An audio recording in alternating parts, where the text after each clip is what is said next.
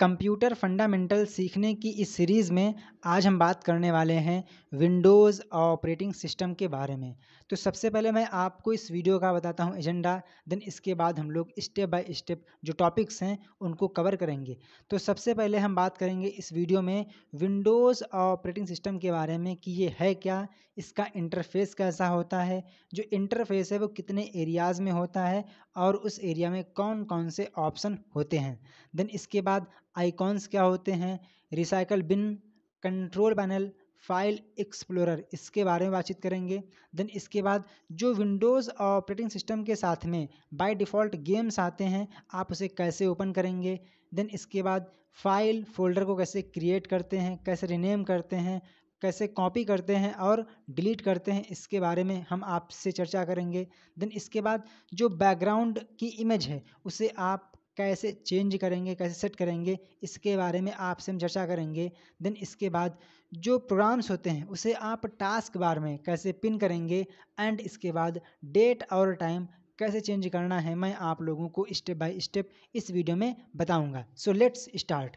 तो सबसे पहले हम बात कर लेते हैं कि विंडोज़ है क्या। तो जो विंडोज़ है ये एक ऑपरेटिंग सिस्टम है और आप जानते हैं कि जो ऑपरेटिंग सिस्टम है वो सिस्टम सॉफ्टवेयर होते हैं। तो जो विंडोज़ है ये एक ऑपरेटिंग सिस्टम है जिसे माइक्रोसॉफ्ट के द्वारा डेवलप किया गया है और जो विंडोज़ है इसके कई वर्जन हैं, Windows 98, Windows XP, Windows Vista, Windows 7, window 8 और विंडोज़ 10। तो बेसिकली मैं आपको इस वीडियो में विंडोज़ 7 के बारे में, जो विंडो का 7th वर्जन है यानी कि विंडोज़ 7 है, इसके बारे में आपको बताऊंगा स्टेप बाय स्टेप। तो जब भी आप लोग कंप्यूटर ऑन करते हैं तो आपके सामने जो स्क्रीन शो होती है कुछ इस टाइप से, इसको हम बोलते हैं डेस्कटॉप स्क्रीन। क्या बोलते हैं? Desktop screen. और आप लोगों को यहाँ पर डिफरेंट टाइप की छोटी छोटी इमेज दिखती हैं। इन इमेज को हम लोग बोलते हैं आइकॉन्स। क्या बोलते हैं? आइकॉन्स। तो जो आप लोगों को यहाँ पर येलो कलर का दिख रहा है इसको हम बोलते हैं फोल्डर। ये क्या है? ये आपके फोल्डर्स हैं। देन इसके बाद आप लोगों को यहाँ पर कुछ आइकॉन दिख रहे होंगे, जैसे कि एक कंप्यूटर का आइकॉन आपको दिख रहा होगा, ये क्रोम का दिख रहा है, ठीक है। ये आप लोगों को सबलाइम का दिख रहा होगा, ये विजुअल कोड का है। तो जो ये आइकॉन्स हैं ये आपके प्रोग्राम्स हैं, ठीक है, जिसमें आपको इमेज दिख रही है। और जो आप लोगों को दिख रहे हैं येलो कलर में वो आपके फोल्डर होते हैं। देन इसके बाद जो आप लोगों को यहाँ पर दिख रही हैं कुछ इमेजेस इस टाइप से, किसी में डब्ल्यू लिखा है तो इसका मतलब ये है कि जो फाइल है वो एक वर्ड फाइल है, जबकि जो ये फाइल है, मतलब इसको जूम कर देता हूँ, इस फाइल को हम लोग बोलेंगे टेक्स्ट फाइल। क्या बोलेंगे? Text file. तो ये आपकी टेक्स्ट फाइल है, ये वर्ड की फाइल है, जबकि जो ये हैं ये क्या हैं? ये आपके प्रोग्राम्स होते हैं, ठीक है। ओके। देन इसके बाद आपको यहाँ पर एक पट्टी दिख रही होगी लंबी सी, ठीक है। इस पट्टी को हम बोलते हैं टास्क बार। क्या बोलते हैं? इस पट्टी को हम बोलते हैं टास्क बार। मैं इस पट्टी की बात कर रहा हूँ, इस पूरी पट्टी को हम लोग बोलते हैं टास्क बार। देन इसी पट्टी में आप लोगों को सबसे लेफ्ट साइड में एक मिलता है बटन जिसको हम बोलते हैं स्टार्ट बटन। क्या है? ये आपका स्टार्ट बटन है। देन इसके बाद आप लोगों को यहाँ पर कुछ प्रोग्राम्स दिख रहे होंगे, कुछ आइकन्स दिख रहे होंगे, तो ये प्रोग्राम्स के आइकन्स होते हैं।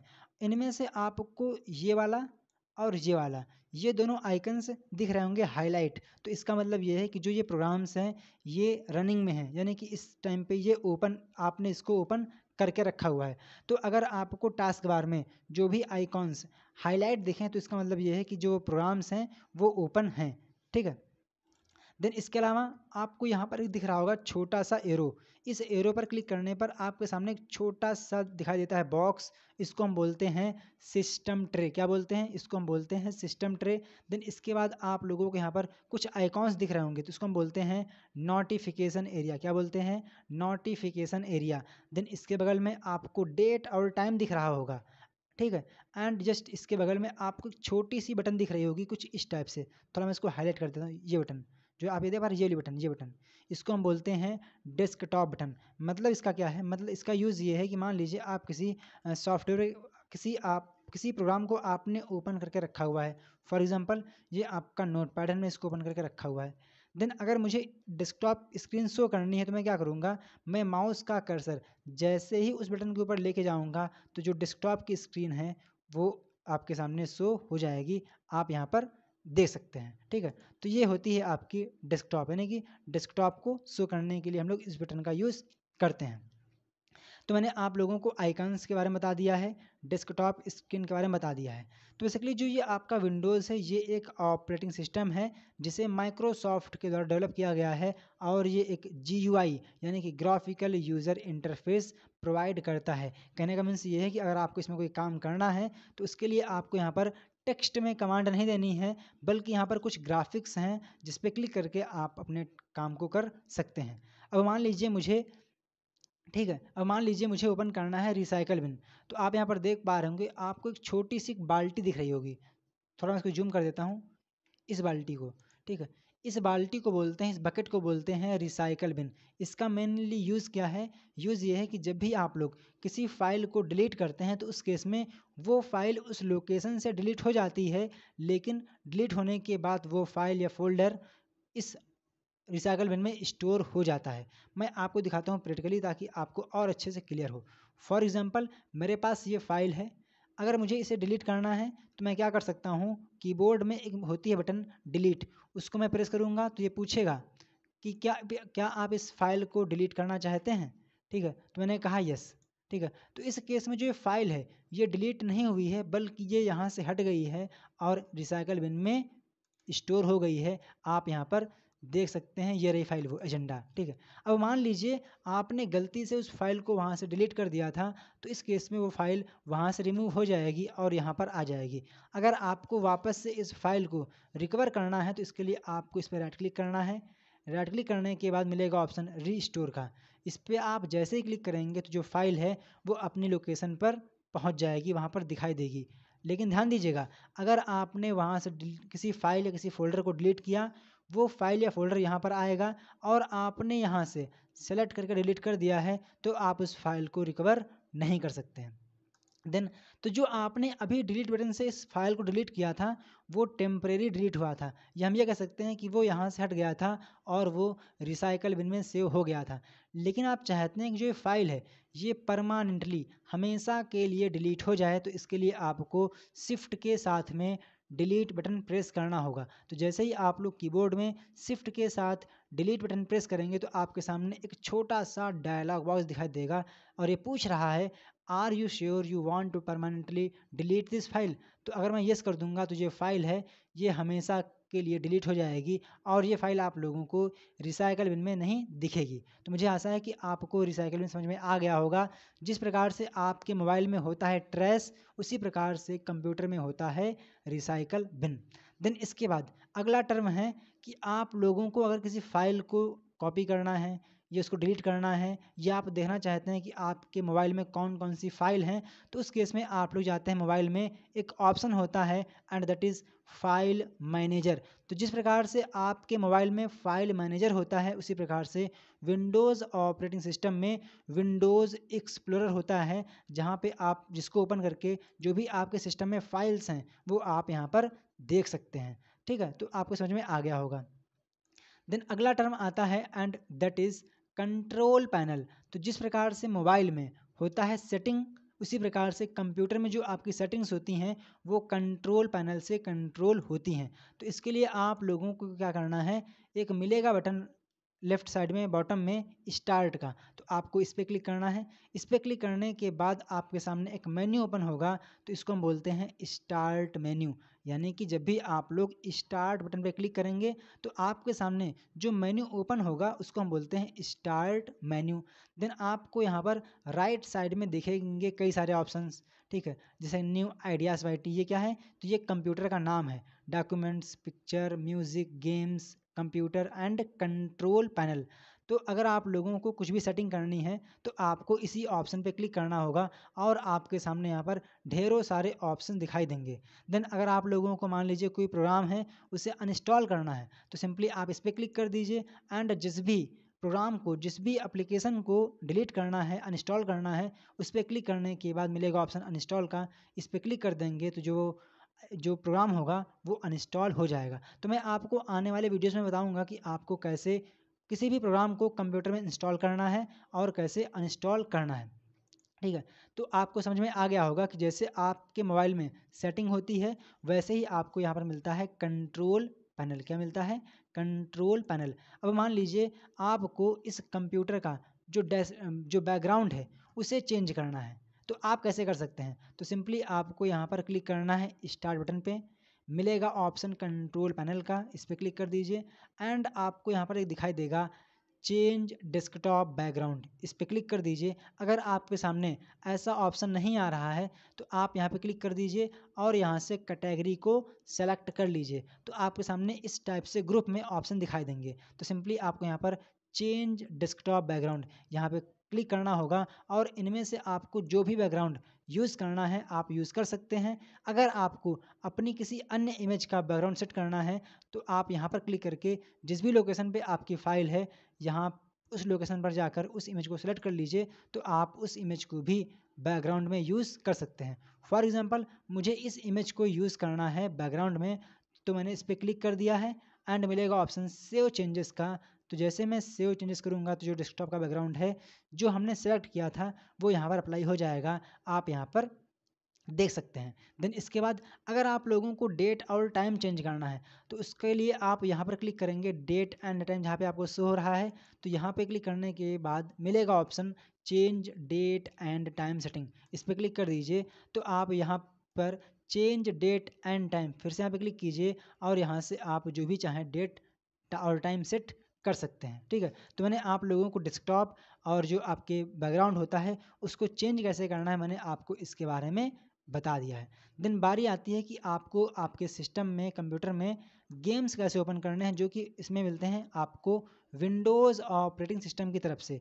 तो इसके लिए आप लोगों को स्टार्ट बटन पे क्लिक करना है एंड मिलेगा ऑप्शन गेम्स का, यहाँ पे आप क्लिक कर दीजिए तो आपके सामने कई सारे गेम्स ओपन हो जाएंगे और जिस भी गेम को आपको ओपन करना हो आप उस पर डबल क्लिक कर दीजिए तो वो जो गेम है वो आपके सामने ओपन हो जाएगा, जैसा कि मैंने आपके सामने करके दिखाया है। तो आप इस टाइप से जो कंप्यूटर में गेम्स हैं उसको ओपन कर सकते हैं।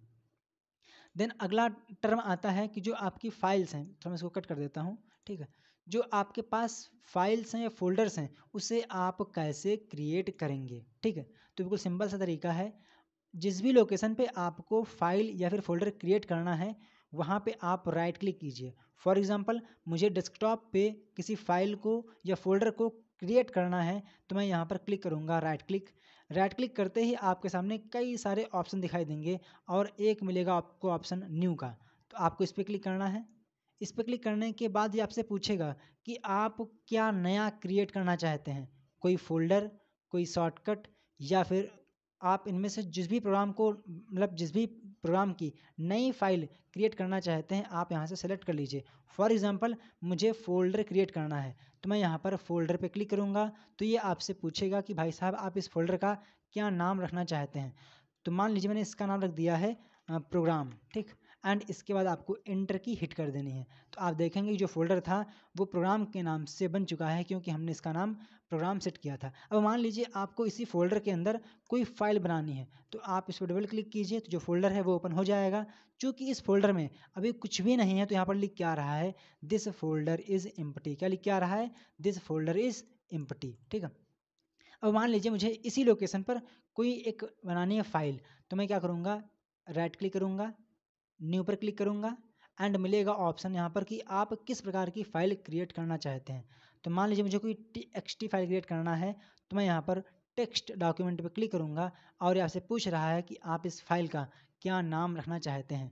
मान लीजिए मैंने इसका नाम रख दिया है राम एंड हमने इसको एंटर किया तो देखिए ये जो फाइल है क्रिएट हो चुकी है। इस पर आप डबल क्लिक कीजिए तो आप यहाँ पर जो भी लिखना चाहें आप यहाँ पर लिख सकते हैं और कंट्रोल+ इसकी सहायता से सेव कर सकते हैं। ओके, ठीक है, तो आपने फाइल और फोल्डर क्रिएट करना सीख लिया है। अब बात ये आती है कि जो आपने फोल्डर या फिर फाइल क्रिएट की है अगर उसका नाम चेंज करना है तो आप ये काम कैसे करेंगे।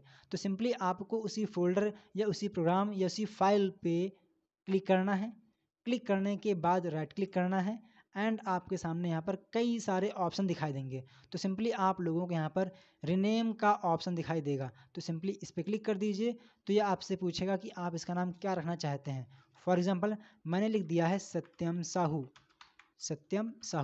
फिर मैंने एंटर की हिट कर दिया तो आप देखिए जो फाइल जो फोल्डर पहले प्रोग्राम के नाम से सेव था अब वो सत्यम साहू के नाम से सेव हो चुका है। देन इसके बाद ये तो जो तरीका था रीनेम करने का वो लॉन्ग था। अगर आप लोगों को किसी फाइल या किसी फोल्डर को रीनेम करना है तो इसके लिए आपको उस फाइल या फ़ोल्डर पे क्लिक करना है। क्लिक करने के बाद कीबोर्ड में आपको मिलती है एक बटन जिसको बोलते हैं F2, उस पे क्लिक कीजिए। तो आप उसको क्लिक करने के बाद भी यहाँ से आप जो चाहें नाम दे सकते हैं, ठीक है। तो ये आपका था शॉर्टकट तरीका कि आप F2 की हेल्प से ये काम कर सकते हैं। यानी कि आपको यहाँ पर राइट क्लिक नहीं करना पड़ेगा और फिर यहाँ पर इस पे नहीं क्लिक करना है।